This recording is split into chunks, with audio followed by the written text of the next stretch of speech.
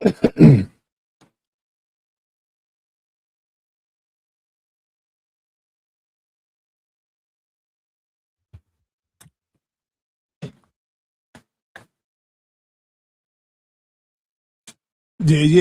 Peace and blessings, everybody.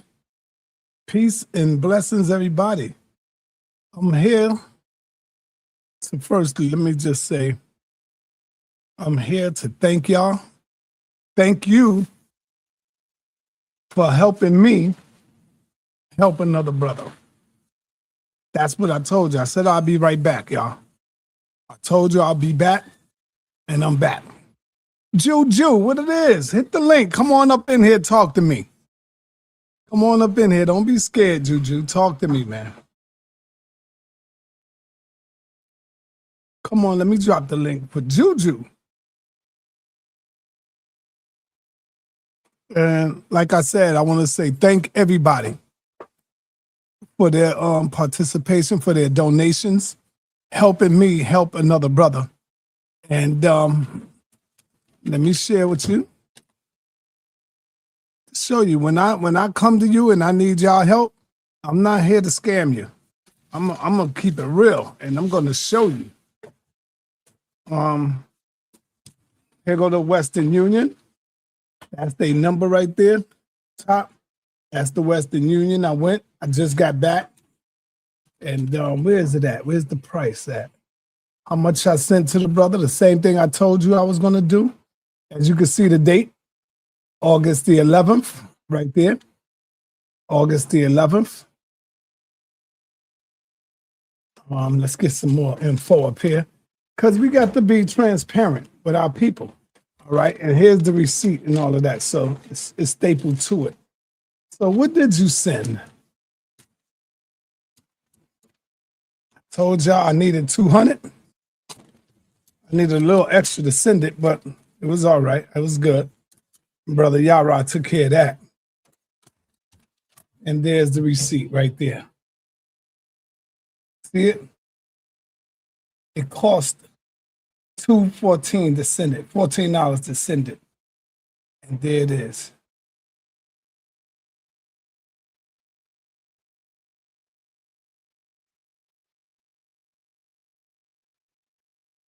I sent that all the way to Africa, y'all, to Liberia. They go to $214 that I sent, $200 to Liberia. Damn, why it ain't got no name on there? Oh, where it's supposed to be going. Let's see.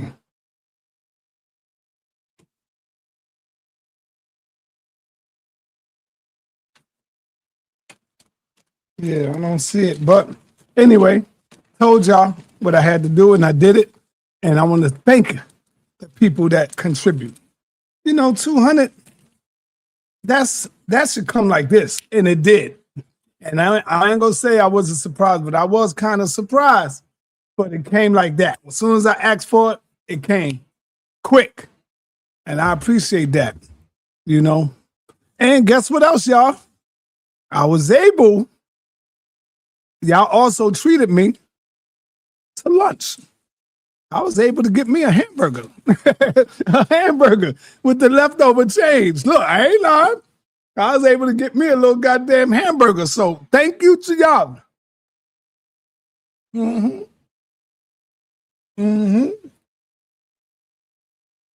With onions.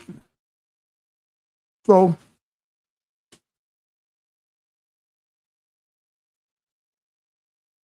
thank you to y'all, man. Y'all done bought me lunch today. Thank you, Amin Ra. Y'all done bought me lunch today. See, I'm transparent, man. I'm not here to try to rob you or take your money. None of that. Nope.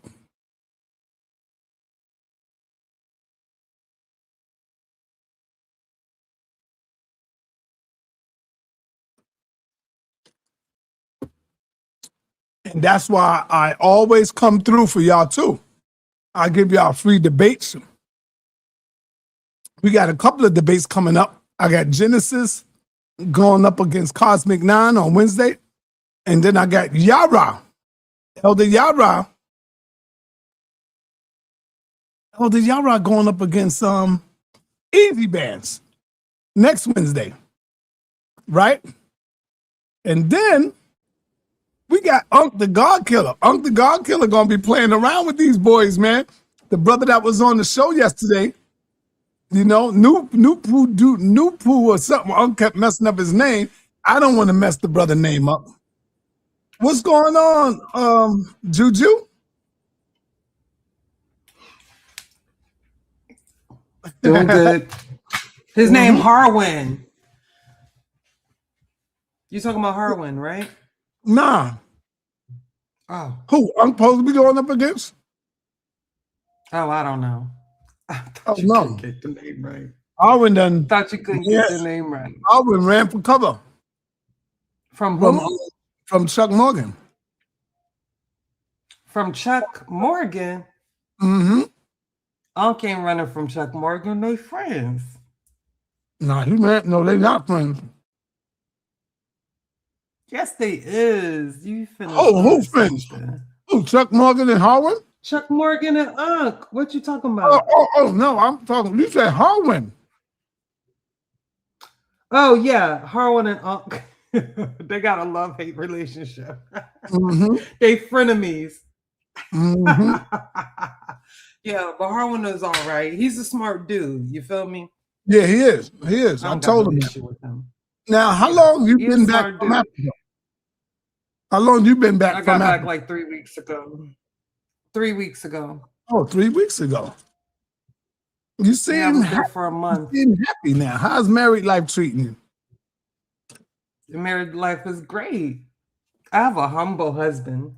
He's very humble and he's very sweet. Yeah, you seem very happy. Of course, he's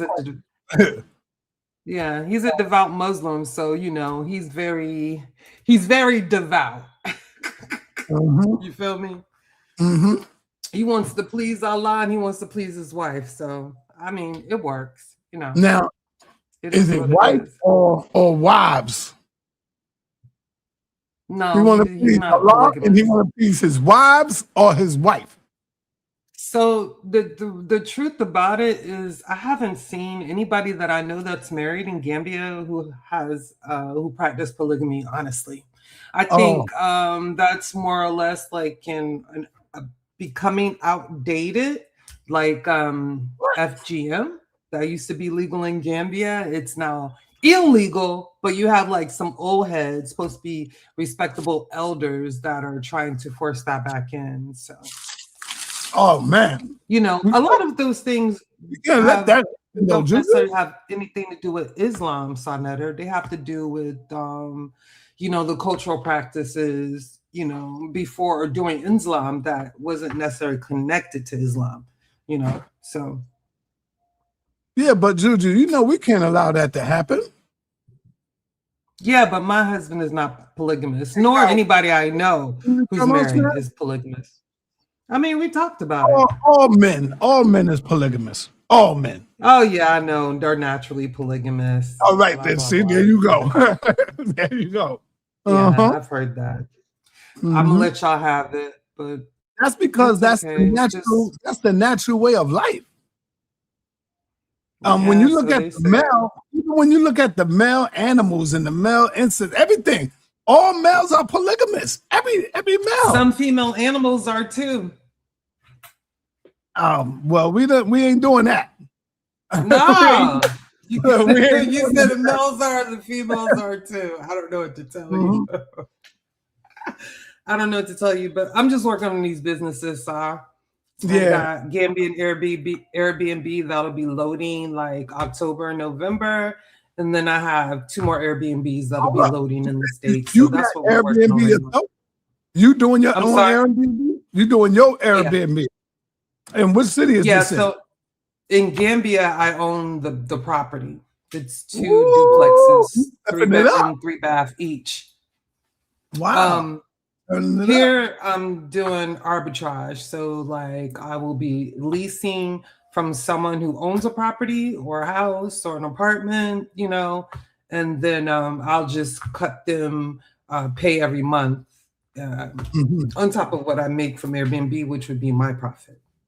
Yeah, that's good. How that works. Excellent. Congratulations. Yeah, takes money to make money. you know. So So what city you in that's what I'm again? working on now. I mean, where you at? Tell me where you at. I'm in New Smyrna Beach, Florida. No. I'm talking about in Africa. Oh, Gambia. I'm in they say Banjul Airport, but the area I'm in is Serekunda, Senegambia, Udom area. Tell me a little I'm bit not about quite in the Gambia. capital. Tell us a Huh? little bit about Gambia. Gambia is a West African country. It's home to the Wolof, the Se'er, some Fula people, Mandinka people, a couple more tribes. Now I'm gonna ask you a Wolof question. will be the main tribe. I'm gonna Huh? ask you a question. I want you to be honest with me now. Be honest. Go ahead. Do they call themselves Africans or do they call themselves by their tribal name or by their names where they from in Africa? They so you know, You got the answer by you taking long? They call themselves by yeah, their name. they do. Well, I was gonna give you nuances because I've been telling people like they don't understand. They understand, but they're not familiar with like all the racial categories. They don't really Mhm. understand the black thing. Even though they, you know, some of those tribes was involved in slavery, you Mhm. know, and there's some nuances to that, but Right. you know, that slavery, so they were colonized by English. So any transportation of slaves, because even though they were involved, they were also taken, right? So any Mhm. transportation of slaves ended in like early 1800s before the United States, you know? So that memory, like they have Kunta Kinte Island. In Senegal, you have Gori Island. So they have these different places, but it's not fresh to them, you know. So if I'm talking about race or different things like that to my husband, he really can't comprehend that because they don't deal with that. You get what I'm saying? He's Yes. Se'er. He goes by his tribal recognition. He's not an Thank African. you. He's That's Se'er and he's Thank you. Gambian. See? Yeah. That's what I be saying. Now, is he teaching you a little bit of the language? Because you know you're gonna have to learn that Oh language, right? yeah. Like you know, like Negative. That's like Negative. how are Yeah, you? that's like, how are you? Jetty Jeff means thank you. Yokoboka means you're welcome.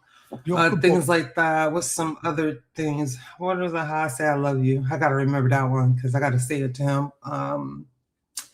I forgot how to say it, but I have it like recorded and written down. I listened Right. to this audiobook on how to learn Wolof. So I've been doing some of that.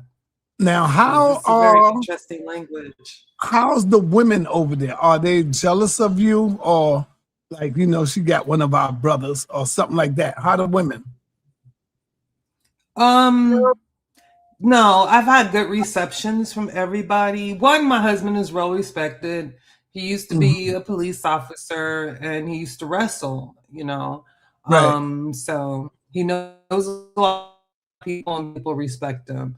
So this is the thing about it. There are light-skinned women in Gambia. So I would look lighter against the array of beautiful, you know, dark features. Because of course our admixture. I think I'm dark skinned, but there I definitely stand out. They know that I'm American. Features are a little different. So I Mm. stand out as a sore thumb, but I don't get jealous. Yeah, it's different until you get there. Here, I think I'm a dark skinned woman. You feel me? I got Yeah. African features, but when you get there, then you learn what African features are and how you Mm. definitely now you can understand what it means to be admix. Because I mean, my 100 is like 100%, you know, sub-Saharan African. I got Now, 85%, but you could tell. You feel me? I'm now actually that you've 87. been over So. there, you've seen a lot going on, and you're learning more and more every day. Do you think that we are the same people, or of course we have our roots in Africa, but do you think we are a different people? Because all the Africans on the Oh continent yes, don't see themselves we're as the same, you know? I mean, we're a North Atlantic African Creoles. That's what we are. Uh-huh. Like people can label themselves how they want. I'm gonna label myself, I'm African every day. And like my husband joke because I'll do a little dance or something. He's like, yeah, you're African woman. You feel me? Food ways is one way you can tell that we come from those people. Food ways is the same. You feel me? I'm a Florida Geechee. I'm from Florida, Georgia. We eat fish and rice. That's what my family loves. Over there, fish benachin is my same thing. They make some chicken yassa, which is like chicken with this good seasoning, some sauteed onions over rice. You feel me? Like it's like home. They make something similar to greens, but it's not quite like collard greens. It's a different green, but it looks like greens. You feel me? Like the food ways are very, very similar. So okay. it's definitely you definitely don't eat good. Y'all grow your own food, like vegetables and stuff like that. So they have a rainy season. All year long is dry until was it June, July, August, September. Those are rainy seasons. So right now it rains every day. That's how they get most of the water or whatever. And so this would be like, if I'm not mistaken, like their growing season. There's other things that grow other times of the year, but this is the most plentiful time of year. Yes, fruits and vegetables grow. You don't necessarily have to need a garden. It's tropical, so they'll grow anywhere. Coconut trees everywhere. You got papaya, avocado, apple, orange trees everywhere. Like, stuff is cheap. A lady with fruit on her head is walking by everywhere. You go to the beach, you're going to see a fruit lady. You feel me? Because it's easily abundant. But that's how they make their livelihood. They're probably going to pick it for free. Right. Or get it from a wholesaler, but it ain't gonna cost nothing. But yeah, sell it to me for $1, but she still made good profit. Gambia in Dallas is like 60 cents to $1. All right, see what y'all did? Y'all done let this woman get away, man. Y'all let Juju get away. So she had to go to Africa to get her husband. Y'all brothers is playing games, man. I didn't go to Africa to get a husband. I went to Africa to Ganjaro to do skills training. He happened to work at the school at the time. And it just clicked. Like, what are you going to say? When somebody says you're going to be my wife and they choose you, like, that's serious. And I was like, okay. And he showed me he's man enough, walking through Senegal, through a market, having thousands of men, be like on you because they're aggressive. And my man just take charge. Like, that was the first sign. Like, yeah, he might work out, He takes charge. He's respectable. People respect him. He commands that. And he's graceful. So, I can learn from that also. Yeah, it's a good life. Okay, that's good. That's beautiful. Yeah. Anybody want to come up? The link is in the chat. What else is on your mind? What's on your mind? I gotta go. I'm working on this. I'm working on business right now. I got things to do. I'm sorry, Congratulations. Congratulations. Try to get this money. You know it. Thank you know it. I appreciate you, Star. All right. Peace and blessings. Call me whenever you need something. Shoot. All right. I'll remember that. All right. All right. All right. Bye. All right. So you already see we got Juju in the building doing great things. That's what it's all about, man. I like what she was talking about as far as the Airbnb joint. That's fire. What's up with my man Cedric though? Anybody want to come in? The link is in the chat. The link is in the chat. Let me make sure the people can see the link. Anybody else want to come in and talk to me about whatever? Talk to me about whatever, man. I should call the dude right quick so we can start getting something popping with the Dr. York stuff.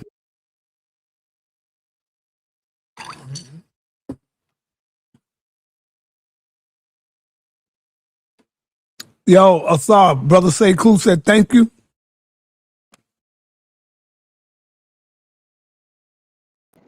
Asar. No problem. Yeah, I'm here. I'm here. Yeah, brother Sekou said thank you, brother, for the donation. Oh, that's no problem, man. That's my brother. And if we don't help each other, nobody will, right? Now, I told you, I got you, brother Asar. 7. I got you. I cut you bad, man. I cut the homie tribe. I cut y'all. I love that interview with Juju. I saw the whole thing.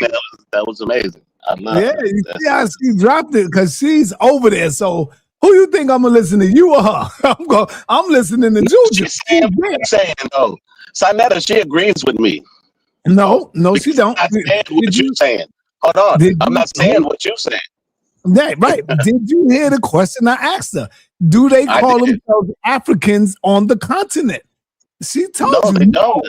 Yeah. She said no, they go by their names because they know they're African people, but they call themselves by their names where they're from. And she's talking about the general people. She's talking about the general people, right? Yeah. Not the business owners or the government officials, right? Right. Okay. And this is another thing. Most people over here in America, other than white people, they don't call themselves. Well, some black people do, yeah. I guess we're having an epidemic of black people calling themselves Americans now.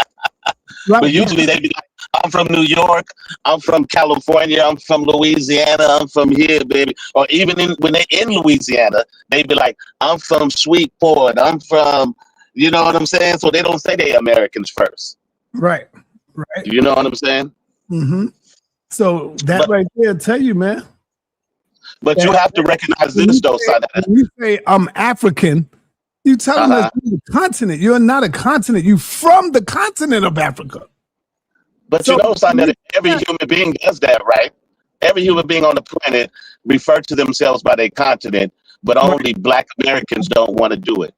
That's right? True. Polynesians, Australians, Tongans, Europeans. Hold on.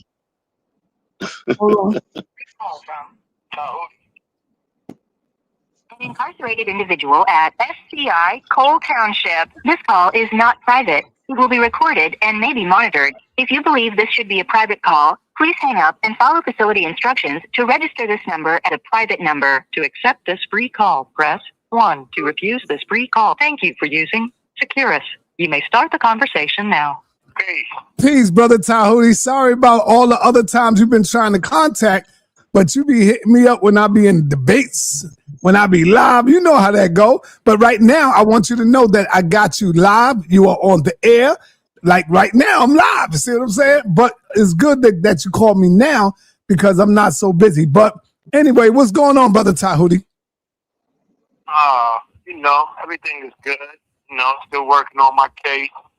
I'm in the process of writing another book. And, you know, that's about it at the moment. How many years you got in so far? I got about 12 years and just about 12 and a half years. Damn. That look like it's going fast, though. But I know it seems slow in there, though.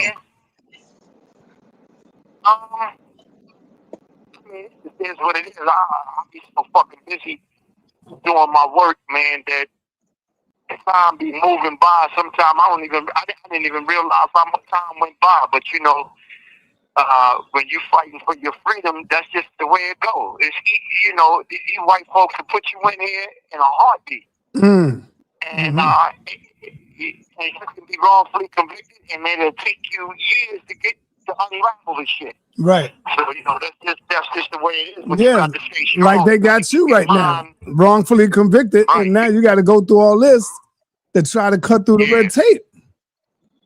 You know, and you can fall a victim.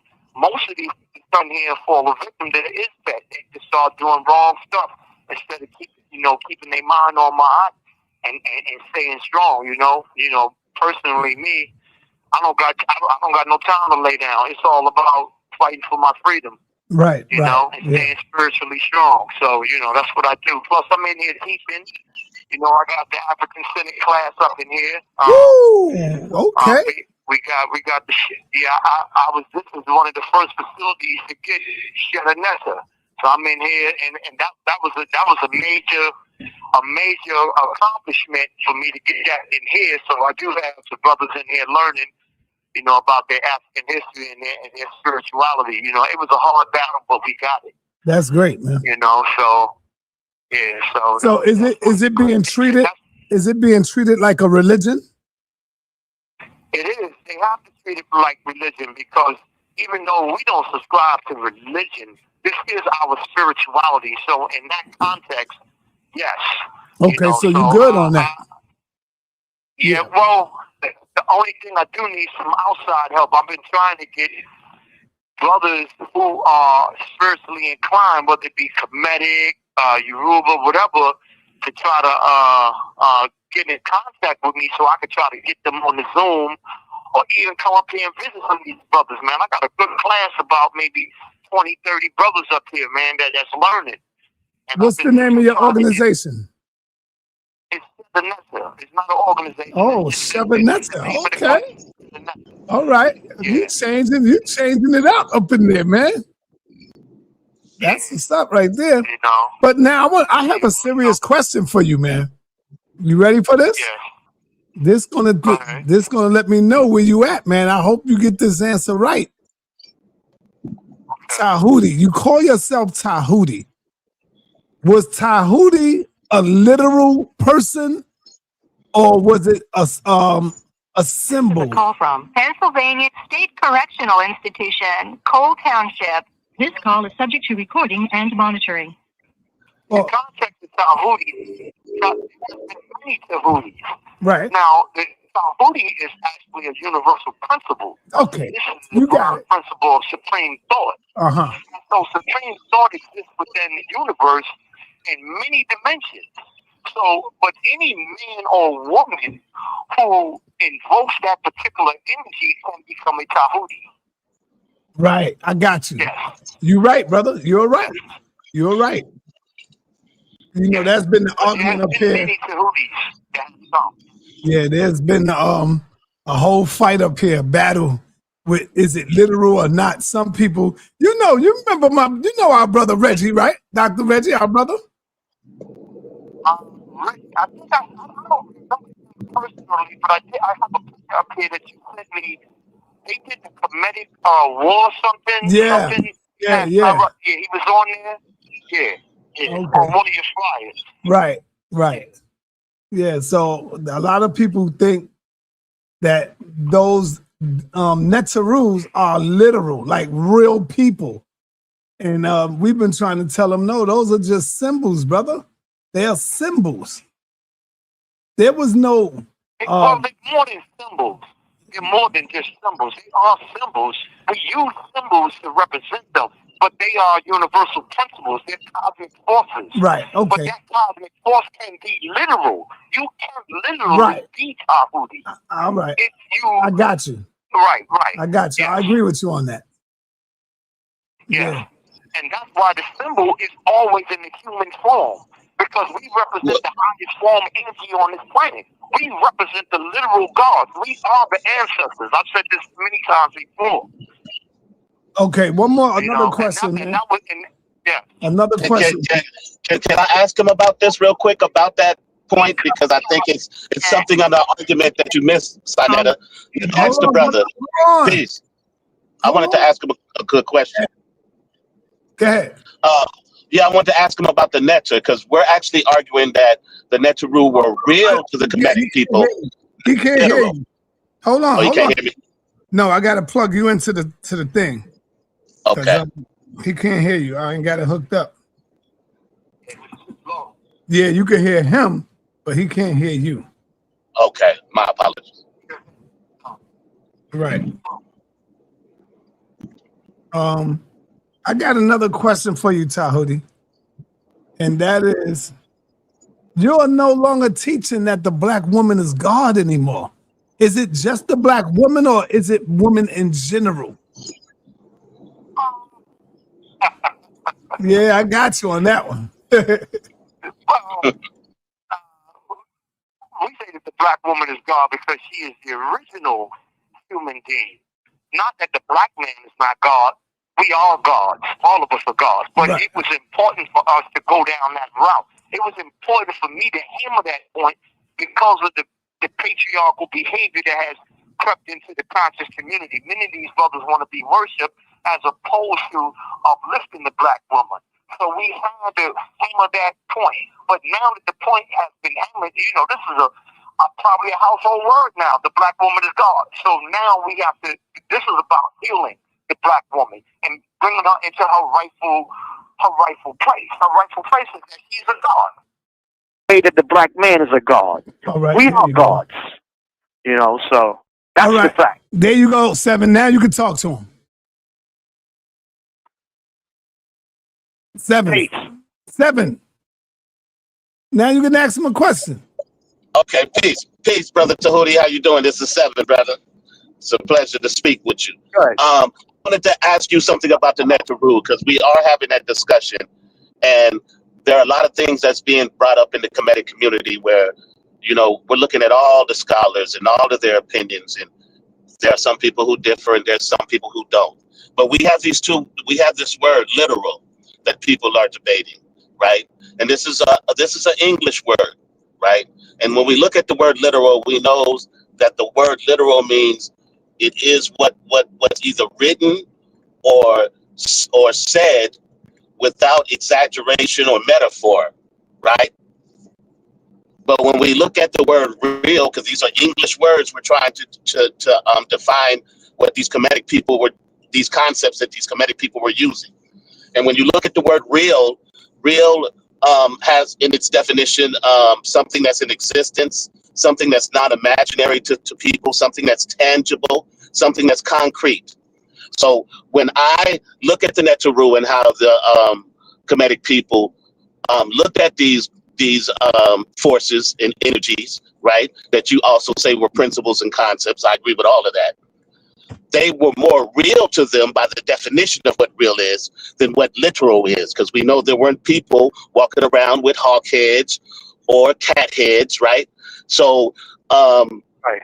I think there's a conflation between the word real and literal when we describe the Neteru, and people consistently make that mistake. What is your opinion on that? If I understand your question right, that there wasn't. No, if I understand it right, so tell me if I'm wrong or I'm right. The netters are real. Yes. But people have a misconception about the way we recorded things. No, there wasn't people walking around with bird heads. But if you look all throughout Africa today, you'll notice that we had a society where the men and women wore masses. Those masses that we had on, they had represented cosmic principles. These symbols and signs and iconographic images is what we use. We use iconographic, we use zoomorphic images, we use stereomorphic images, anthropomorphic images, meaning that we use images that was in the image of man and woman. We use images that was in the images of animals and so forth and so on. But it wasn't that we worship animals or looked at the animal as this was a real walking, talking being. Right. No, that was a principle that we use. For example, like the falcon. The falcon flies so high and soars. It's like one of the fastest animals on the planet, and its vision is so far that it can look directly into the sun. So we use the falcon as a symbol to symbolize Ra.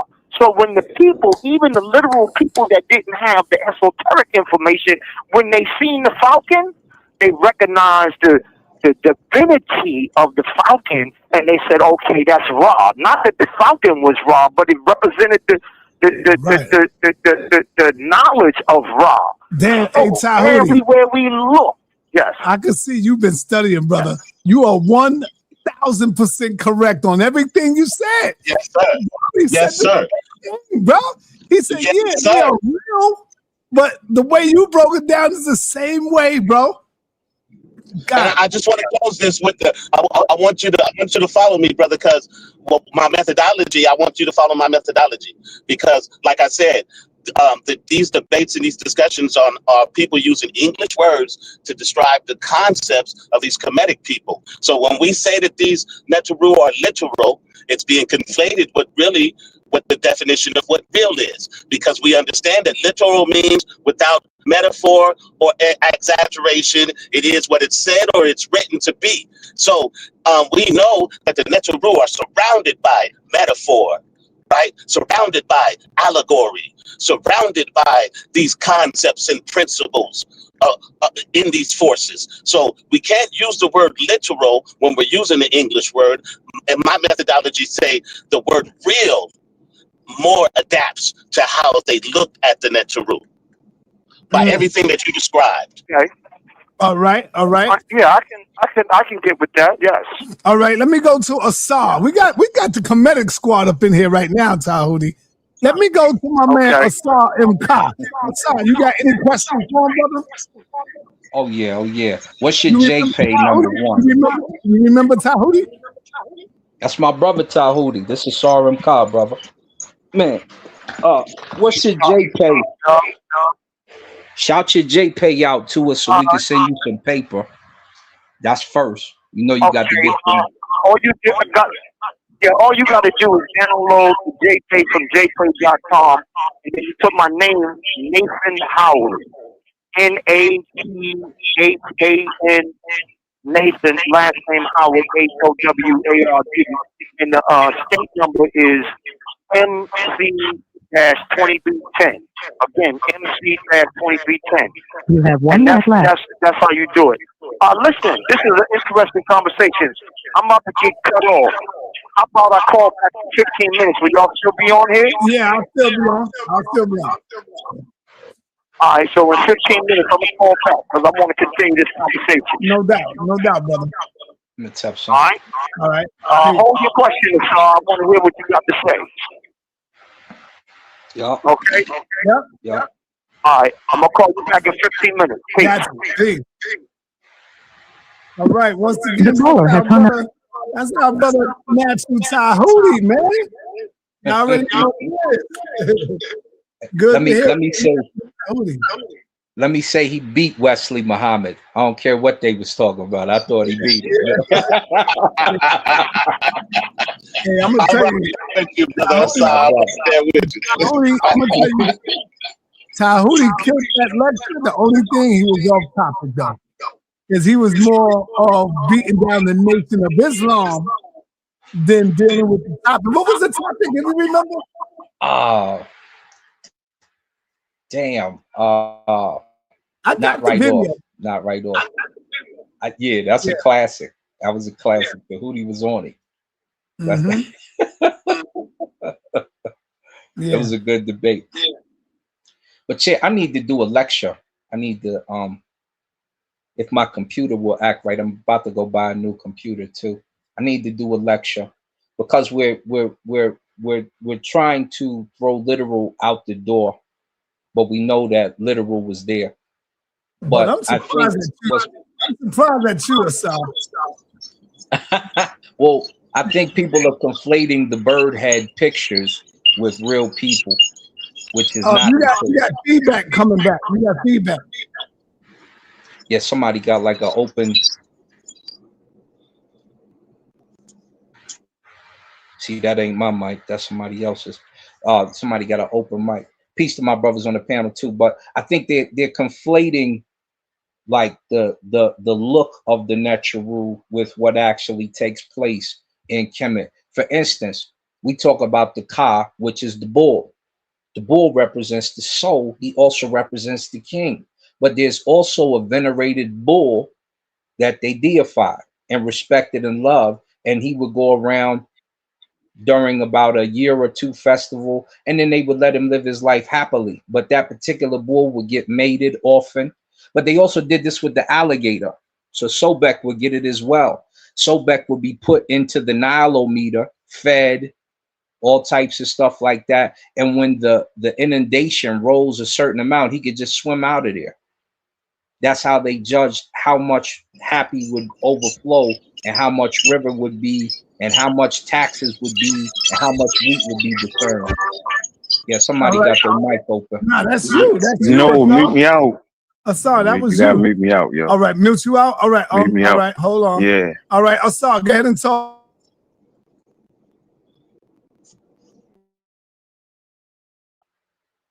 Uh-oh, can you hear me? Yeah, see, I don't got it. But I hear that somebody else's mic is like that. But I don't got it. Yeah. So yeah, to land the plane real quick, we need to have a discussion. The Neteru were never even defined in that discussion. Nobody even gave the definition. So some of these things have to be discussed, broke down, so they could be forever broke. And whatever you're doing tomorrow, I should be free. If you got time, we can make it go down. We can make it go down. Can I respond to that real quick? To my brother, can you hear me? Yup, you live. You good. Okay. I appreciate what you're saying, brother Assad. I can't wait. Like I said, I can't wait to see your presentation. But you know, people did define what the Neteru were. Reggie made an attempt, and so did Jabari. I think what we see in the Kemetic community right now is there's just a difference of opinion in the translation and crossing cosmologies to make certain points. Like even when you refer to that literal did exist. The concept of literal did exist in Kemet. I don't think anybody is debating that, right? Because there is determinatives for when they're talking about literally the sun versus Ra. And there are scholars who agree with that and scholars who disagree, right? There's people who study it vigorously who agree with that and people who disagree. Yeah, But let I me think that let me what say the this real right quick. Let me say something that's important real quick. Testing 1 2. Yeah, I gotta go on mute. We did a powerful show yesterday with Chuck Morgan. And some of the people are wondering why all the other stuff got cut off. Y'all don't know I do that all the time. I'm quite sure you know that, right, Asar? Like if I have a good show, Yeah. I have a real good show and that person did their presentation, but I don't stop. When they stop, we just keep going and I open up the planner and next thing you know, a lot of crazy stuff start happening. And so that's why I took it off. It ain't had nothing to do with nobody else. I took it off because I didn't want all that stuff on there. You know, go on mute, brother. Somebody, I think you took it off. Yeah. Yeah. So I cut all the other extra stuff off because I didn't want Chuck Morgan's piece to get misinformed. The people he dropped a powerful lecture yesterday. So I took it upon myself to cut all of that stuff off. Nobody else. It wasn't because of nobody else. So I wanted to make sure I say that and make it clear to everybody that I'm the one that cut that. I still got the second part. If the people want to see it, I throw that up I throw that up too, differently. You know? So I think that's what I'm gonna do anyway. All right, so go ahead, brother. So I just wanted to say that because I didn't want people to get it all twisted and blame other people for that happening. Yeah, I just want to. Oh, I thought he was talking about me.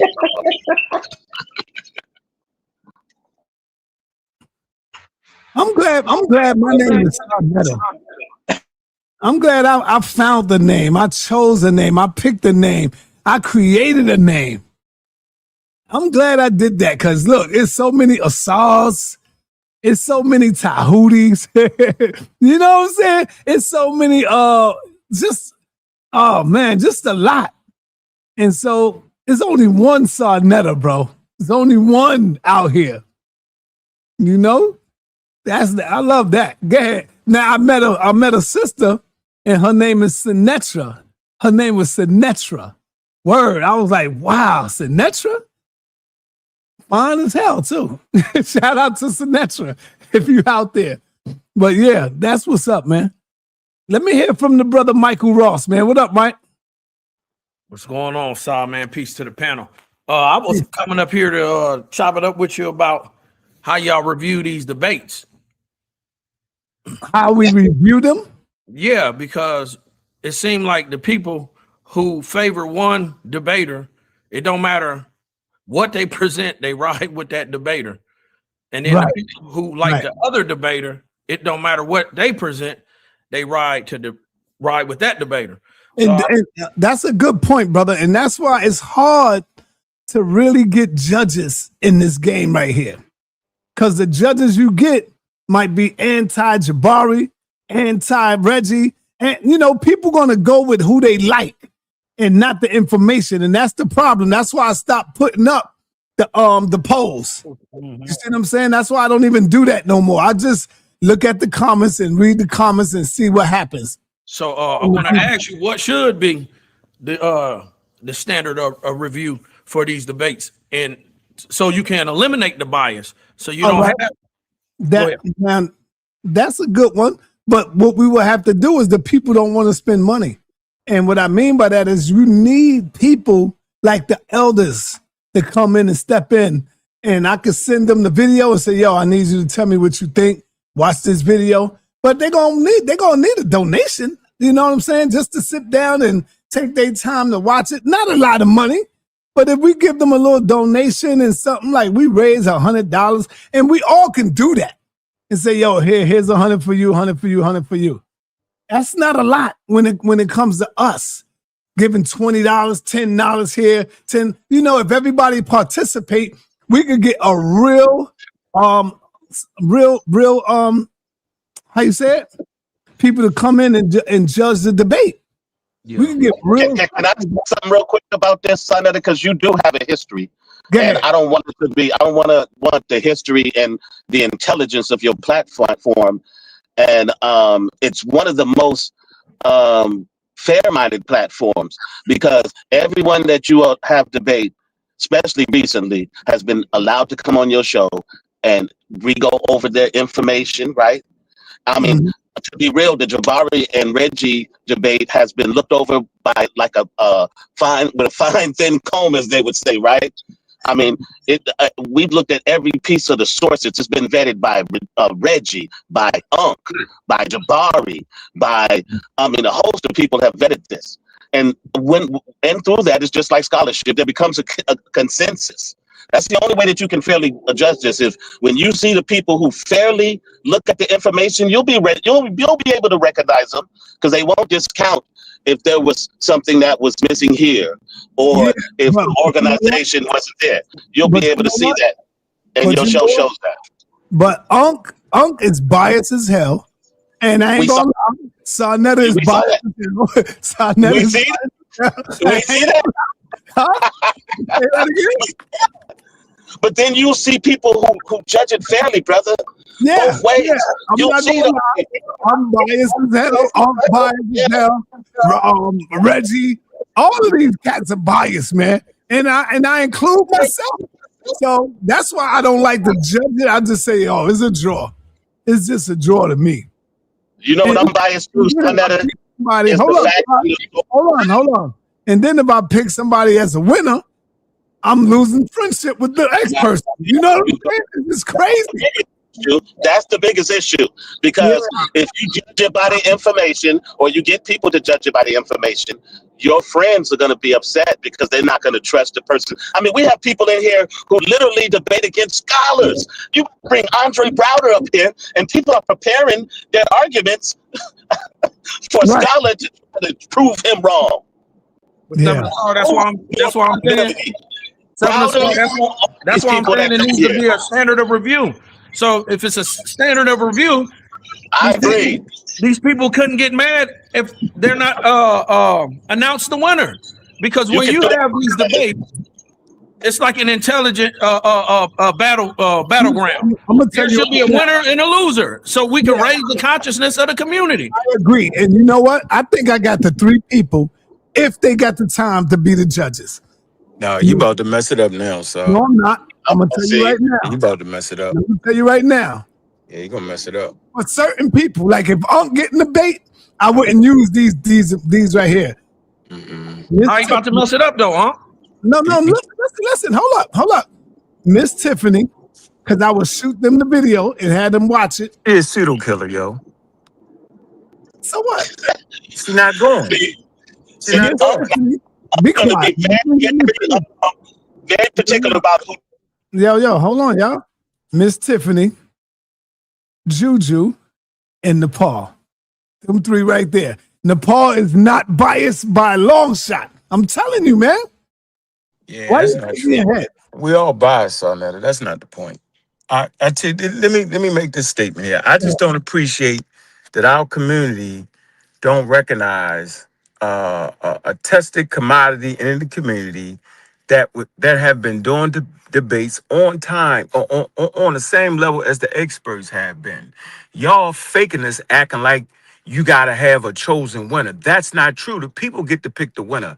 Let me give you one of the greatest examples of all time: Ken Ham versus Bill Nye, the Science Guy.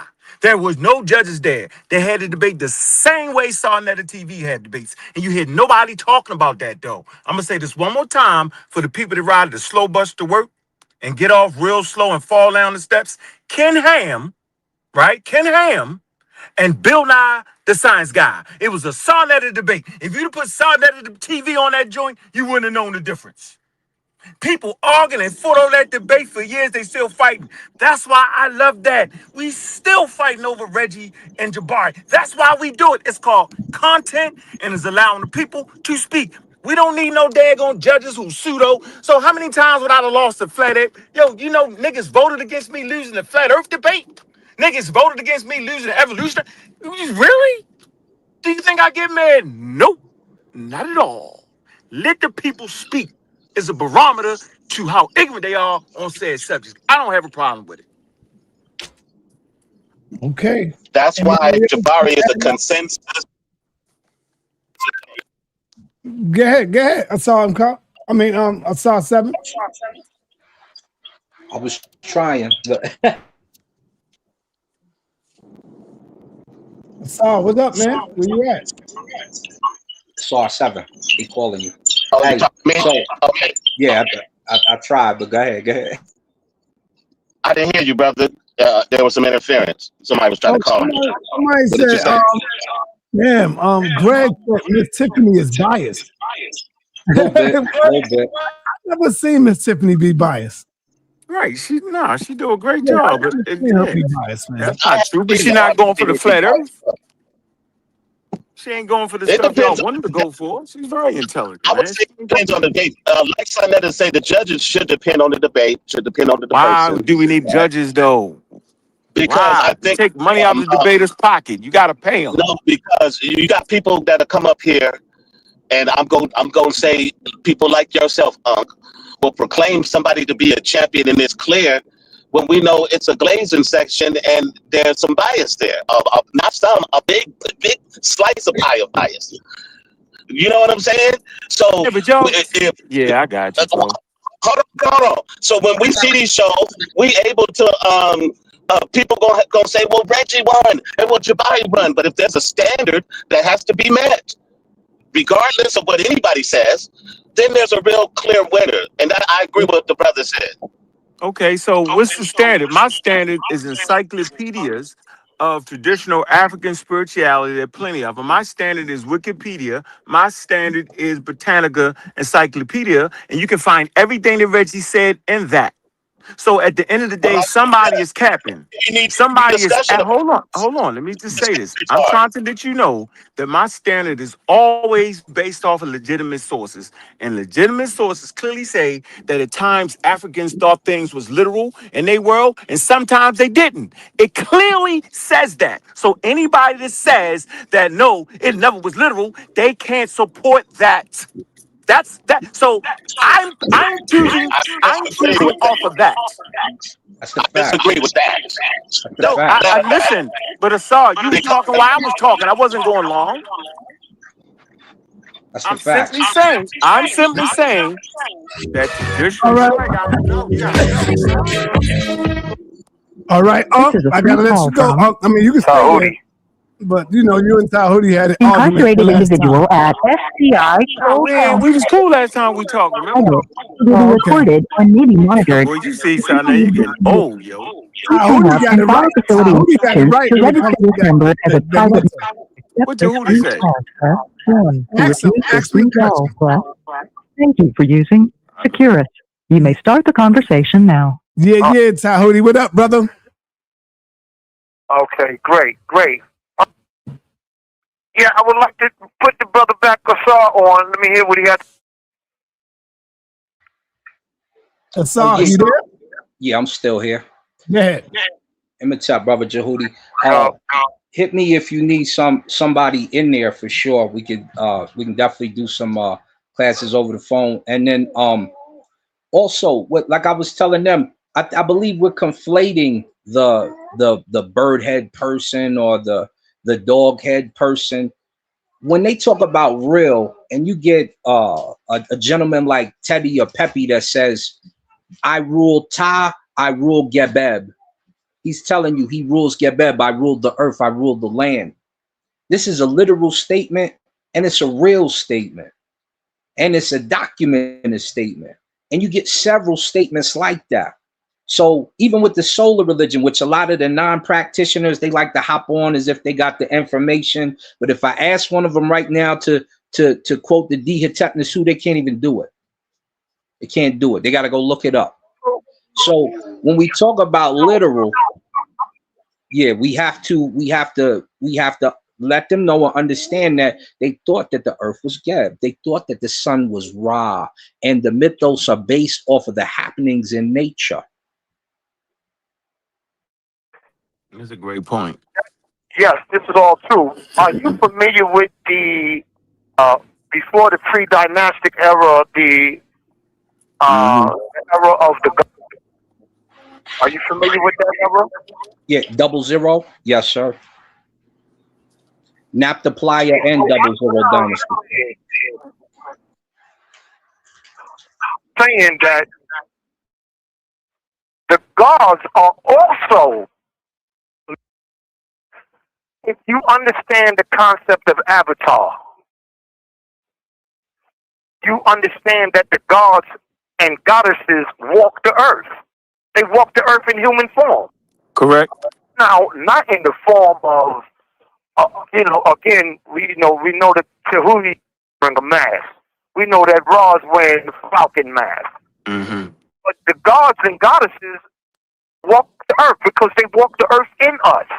These are cosmic principles, but there was a time in nature where the gods ruled the earth in human form.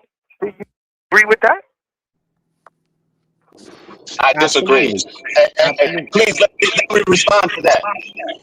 I agree with you too. Nah. Hold on. Let him explain that. Right quick.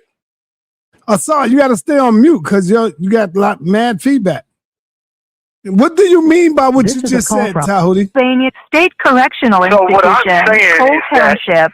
This call is subject to recording human and beings monitoring. are the descendants of cosmic principles. We are the descendants of these stars, and when we first arrived on the planet, we were gods. We had the full potential of the human being. We had full potential. It was through time that we degenerated, and we find ourselves in the position that we are. But the whole point of Kemetic science is to resurrect principle in yourself, to literally become a god while in this time. Did you understand? Yeah. Yep. Tell Tahuti I said hi, So son. I'm saying that You can tell him. Hey, hi, hey, Tahuti, you read that right. I like the way you put that. You saying it? He's actually resurrected the ancient Egyptian religion right there. But as an anthropologist, I wouldn't agree to it.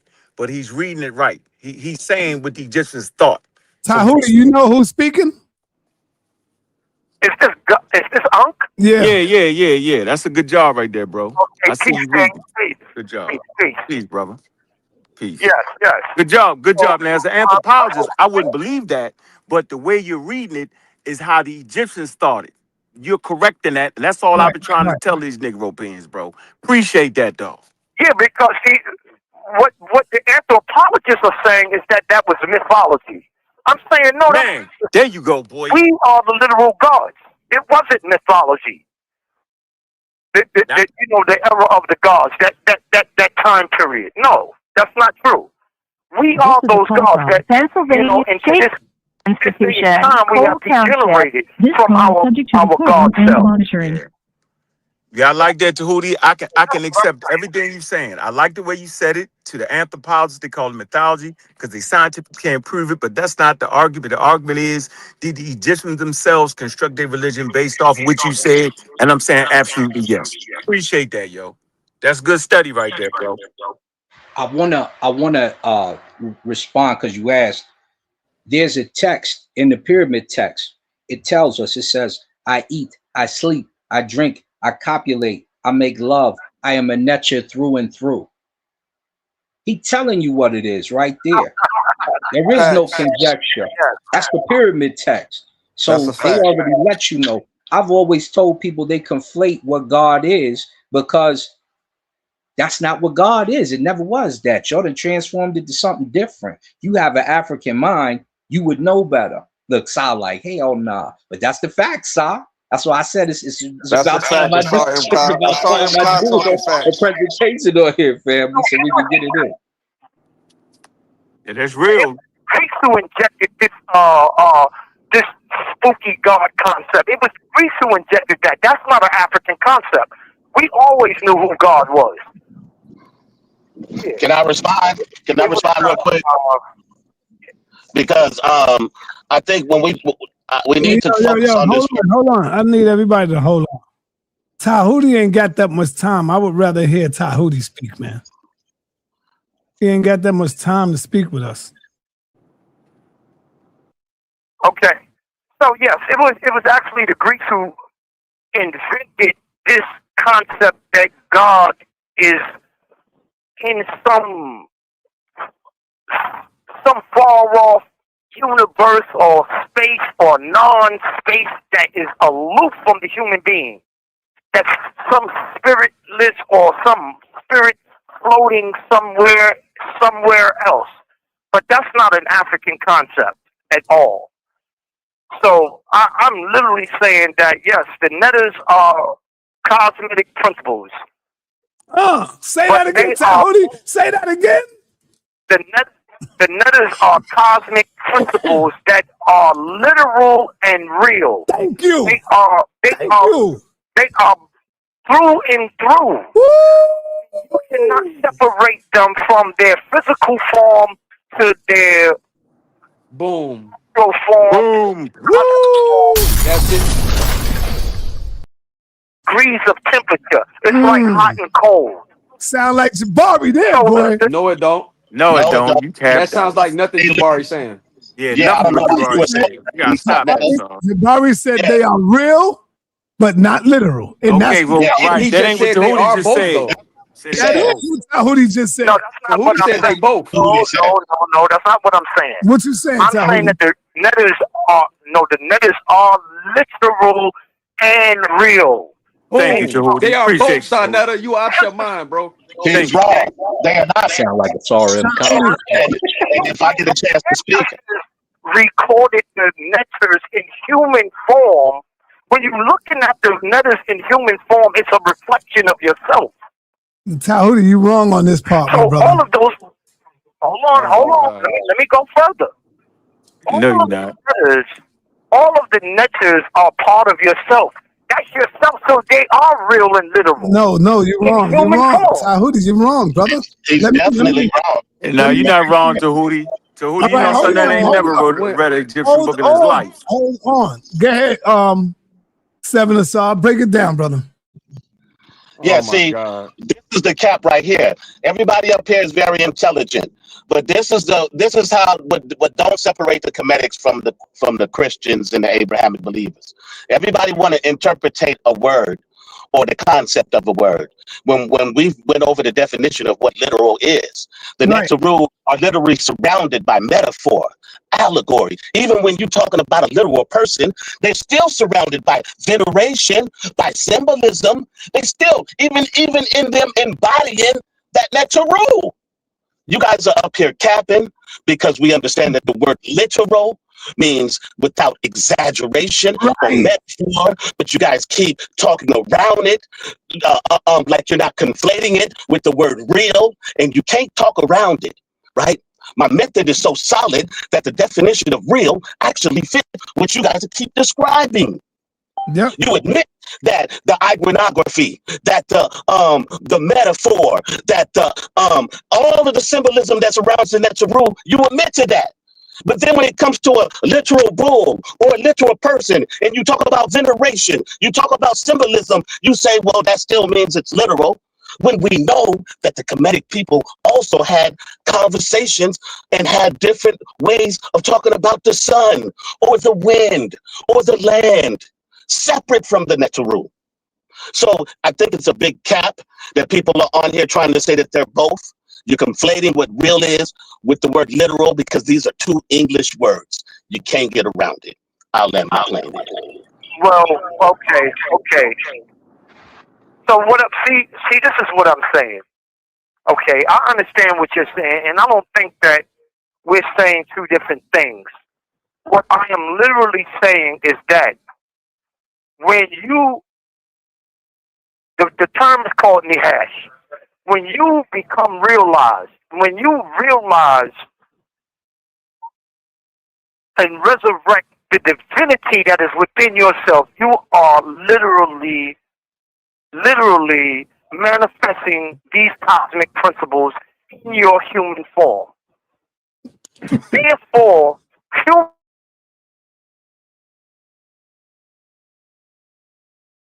every initiate became an assault because it was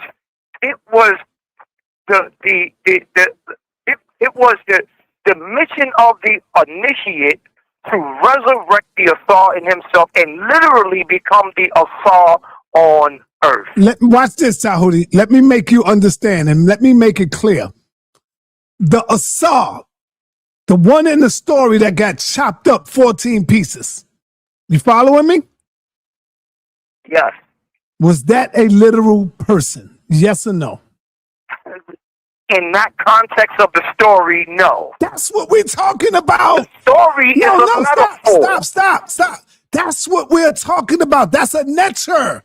And so we say that neters are not literal, but they are real. See the difference? Like the bird, like the Tahuti. Okay, I see what y'all saying. Hold up. Like the Tahuti, the bird head. Is that literal? Was that a real person, Tahuti, walking around, eating? No. Thank you, brother. That's what we mean. You can't never listen to sa.neter, Jody.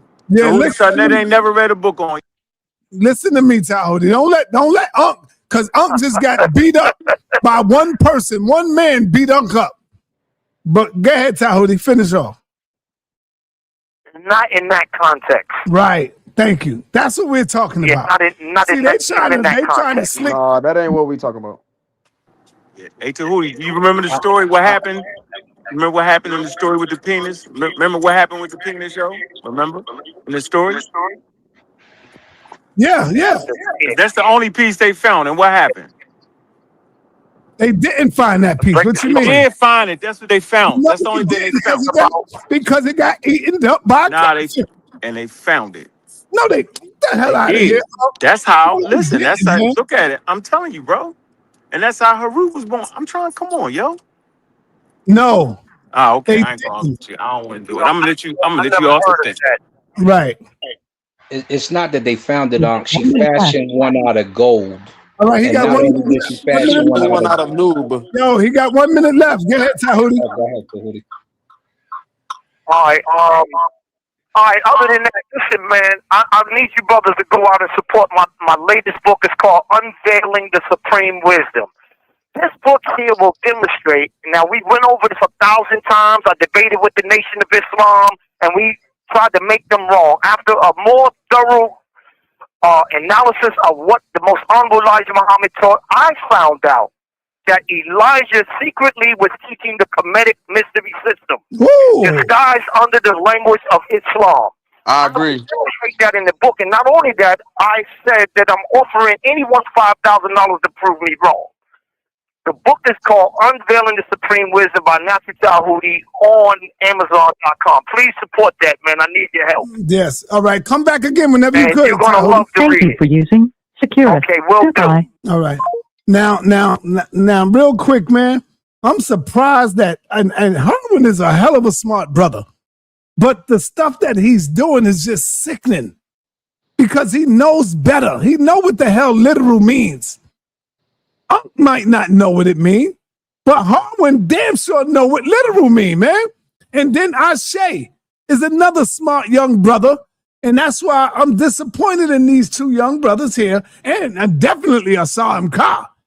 Assam Kha definitely know what it means.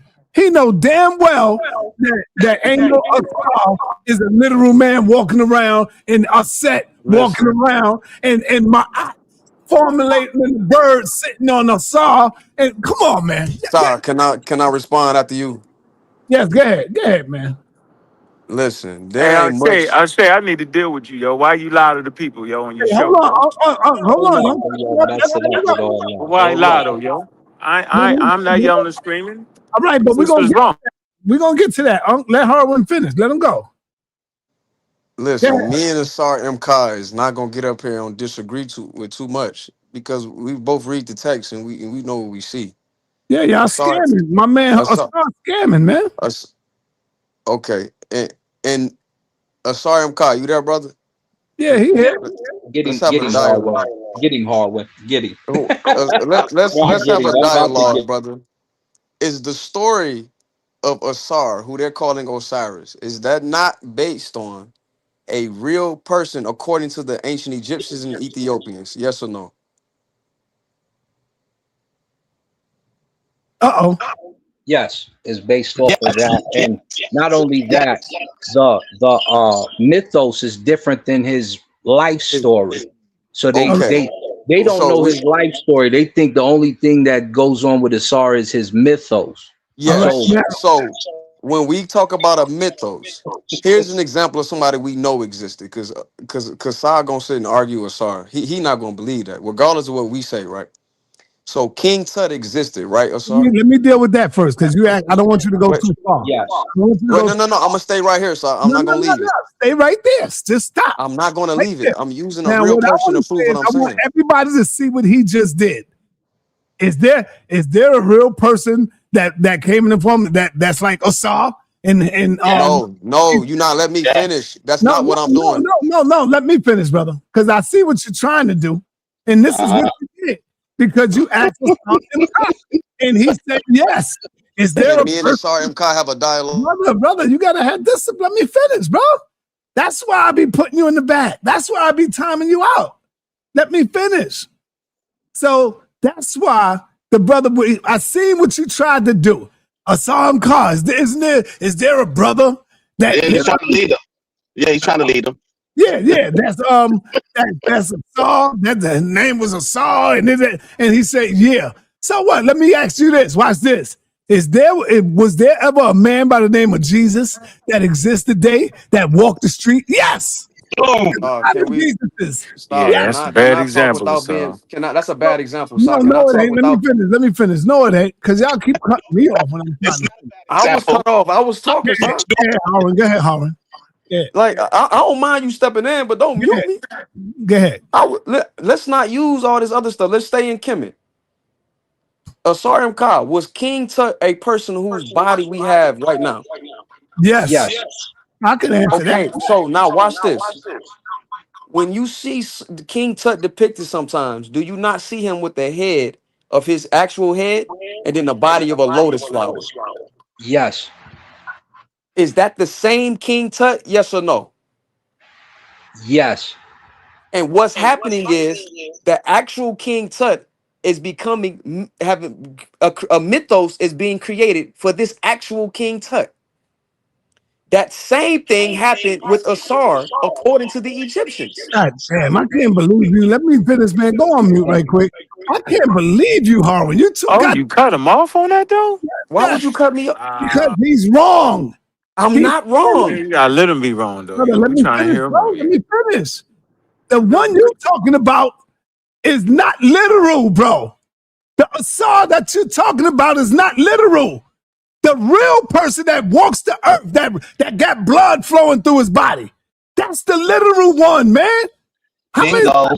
Like, come on, brother. You're not. Why are you doing this, bro? Brother, you're not fooling me. You fooling all and all of Hold on, these. But I'm trying to tell you that the lady that you see with the bird head, the man, I mean, and my eye with the wings and all that, that's not literal. It's Okay, people. Sa, I agree. The person with the wings is not literal. The person with the bird, the ibis bird head, that's not a literal person. No, The Even guy if with the we falcon concede head, that they are the we literal, concede that. That's not. Yo, Asad, you got to stay on mute, brother, unless you fix your joint, bro. You got to Oh, that's what that was coming from. yeah, it comes from me when me and Size on it at the same time. Our mics are clashing. But when this, we know that it's not a bird. We already covered that it's not a bird head. It's not a dog head or any of that. We said, are they people? Are they sentient beings? Are they celestial beings in the universe? Is the earth literal? Yes. So the part that's cap is that they want to say, oh no, there's no bird heads. We already know that. But if I pull up the text that says the scribes are the pen of Jehuti, then all of a sudden the scribes become Jehuti, don't they? Watch this. Look at this, Harwin. Who is this, Harwin? It could be Imhotep, but I don't know. I need to see. It is Imhotep. This is Imhotep. Is this literal? He a nutter though. Yes. What you mean? Is it literal? Do you That's mean one that of a literal Jazari. statue, or are you saying that Yeah, a that was person one of named Jabari's Imhotep? examples No, too. it's not a netter. It's not a netter. Yeah, no, Jabari in the debate said it was. He said it was a good example. Imhotep did become a netter. Yeah, yo. Fall back. I'm speaking to Harwin. Harwin, is this literal? That's a literal statue, and Imhotep was a literal person that lived. I ain't asked you, is it a literal statue? Is this a literal person right here? It's a reconstruction of a literal person that lived. Question, brother. Is it a literal person? Yes or no? That's a statue, son. Is it a literal person? I'm asking you. No, that's a statue, son. Brother, all you got to do is say yes or no. Because I want to get your ass where you. No, where you're not at. going to get me with conflating arguments. Is it Son, a that is a literal- statue of a literal person. He That answered is the a question. statue of a literal person.